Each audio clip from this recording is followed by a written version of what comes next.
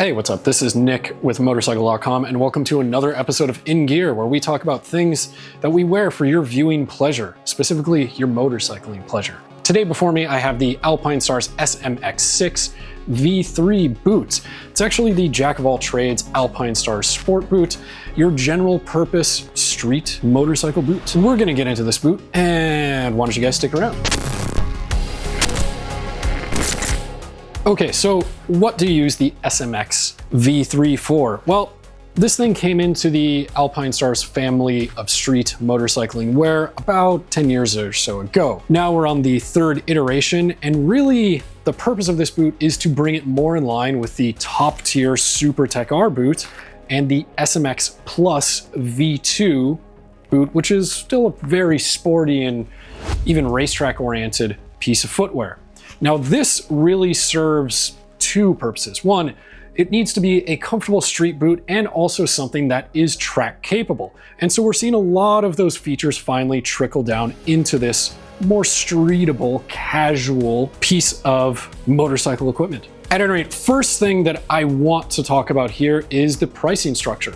It is the exact same thing that we have seen in the past. And really, we have to commend Alpinestars for that because we live in the age of inflation. So for $299, you can get the version you see here, which is the standard non-vented version. There is a vented version, a Stella version, which is Alpinestars' way of saying female. And then you also have two waterproof versions. You have the Dry Star, which is Alpinestars' proprietary waterproofing system, and of course, Gore-Tex, which we all know and love. So, what do we got with the V3 version? As I mentioned before, it's a lot of those trickle down features that you'd see in a more performance-oriented riding boot. Let's go ahead and get some stuff out of the way for you so we can focus on this. We're gonna move this boot over here.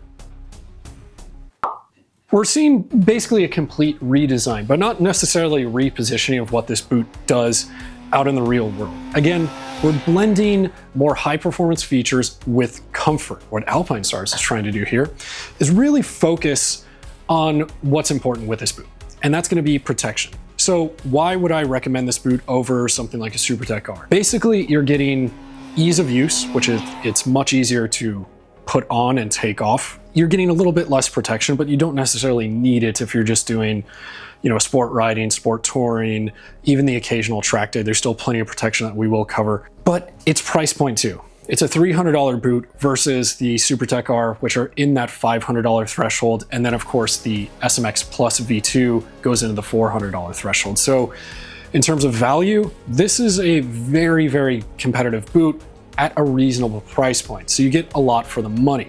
Now let's talk about what's new. Starting at the top right here, we have just a very subtle refinement, but it's a little bit of a gaiter right here, this elastic gaiter. That's a trickle down from the latest generation of the Supertech R. All that's gonna do is just kind of seal up that closure, that gap between your boot and the pants that are inside the boot.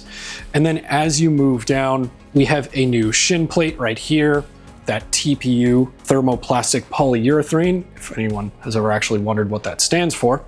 We have this new guard right here. So all of the protection clauses on this boot are redesigned for the V3 version. And although we're getting more surface area, which means more protection, which I think is incredibly beneficial, it actually is less bulky. Less bulky than, say, the Supertech R or the SMX Plus V2. The reason it's less bulky is because it's designed to fit underneath riding pants or jeans, whatever it is. You can also put a suit inside because the opening of the boot is quite big and you have a large range with this Velcro enclosure system. Now, moving on. So we have the new shin plate right here. Sounds good to me. We also have redesigned stuff along the backside, the heel area, and they're really focusing on mobility here. Again, they've ditched the former leather, perforated leather, and gone to a TPU and textile combination of fabric and material. Basically what that's gonna do is just allow a little bit more mobility, as you can see here. So walking around in this boot, spending all day in it isn't a chore. Race boots tend to be a little bit more restrictive. They tend to have more protection in them, tend to be a little bit more stricter in terms of their overall movement. And quite honestly, the Supertech R doesn't necessarily fall to those criticisms. It's actually one of the most comfortable racetrack oriented boots on the market, but they're just moving in that direction. Also, it's a little bit lighter. Moving down lower, your shift pad is redesigned, as well as your toe sliders right here, which are interchangeable. So as they wear out, so you can see my right one has done a bit of dragging, you can change that little guy out. All good there. Okay, so why I prefer a full-size boot over a shorty riding shoe, something that really doesn't have the ability to get into some of these more advanced protection features that we would see on a full-size boot. Stuff like lateral and torsional protection. So that's gonna be, movement this way and, twisting motions. And really, braces like this are gonna help prevent that. So it's gonna prevent breaks and strains and tears and things of that nature. This brace is updated for the V3 version. Again, you're not gonna get as much movement this way, which is what we want because we do not bend that way. And we're also not gonna be able to rotate as much. Now, on the interior of the boot, there is another small protection element right here with some plastic inserts right there that serve a similar purpose, although they are not as beefy as this. So you can still flex the boot inward a little bit. Arguably a Supertech R or, a high performance racing boot from another brand would not bend in that fashion, but also we're talking about different levels of protection for different circumstances. In this case, I think you're doing really good because you have this big shin plate here, big brace right here that also, represents just another piece of armor essentially. And then you have these calf support systems that are redesigned, as well as your heel cup, another important feature that you absolutely need in motorcycle boots, as well as the toe box in here. These are some super comfortable boots. You can use them in a wide variety of settings. If you were to have these and, want to ride to work in them, pop them off at the office, I'd say you're all good to go. And one of the sort of easy things about this boot is putting it on and taking it off. You have this big Velcro enclosure, a zipper system right here. Very easy to get in and out of this guy. And as you can see, this Velcro enclosure has a pretty wide opening area, so you can fit a suit in there, jeans, riding pants, whatever, or depending on the size of your calf, cinch it up nice and tight, put your riding pants over it. So good to go there. Just ease of use. That's why I enjoy this boot. Flexibility is good. Comfort is also good. We do have some really nice padding on the interior, EVA footbed. Overall fitment is pretty typical of Alpinestars. I would say it's about an average to neutral foot width. Now, in terms of just pure outright protection, we are dealing with a whole lot of leather. So that's gonna be delivering your abrasion protection, also some good puncture resistance. Other things to mention, we have a crush-proof sole. It features a shank.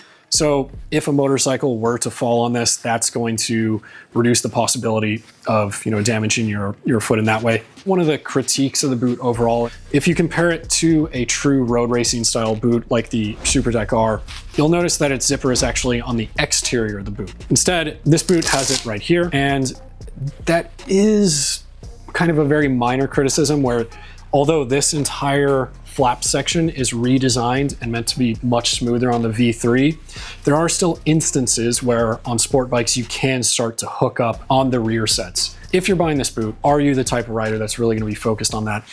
Maybe not so much, so it's probably not going to be too much of a big deal. Now, as I mentioned before, comfort is a high point with these things. If you're talking about pure ventilation, well, you're going to want to use the vented version. What I have right here and what I have been using is the standard non-vented version. So just outright airflow, there's not a whole lot of it. There are some air intakes into this boot, but overall pretty okay.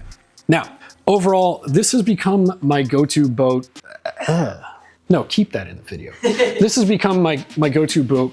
Oh, I did it again. This has become my go-to boot, basically just for all-around street riding. It's tasteful in terms of its more aggressive styling that I mentioned before, without going over the top. A lot of the features here I do enjoy because they really surpass what I would say a street boot needs in terms of protection, and takes it to that next level. So someone that wants to start dabbling in track days, or is a B group rider, someone that's breaking into that A group, they might do 1 or 2 track days a year. This is a really good option overall. This is pretty much your jack of all trades street boot. And at $299, it represents a very solid value for the money. Now again, if you guys have any questions, go ahead and drop them down below, and we'll always try to get you some answers. And for the full story of the Alpinestars SMX6 V3, go ahead and visit Motorcycle.com, where you will be able to read all of the words that I didn't say here, or maybe I did. You'll have to check the story to find out, as well as bike reviews and many other things that we want you to click on. And click on them hard, friends. Click on them until you cannot click no more. Anyway, take care.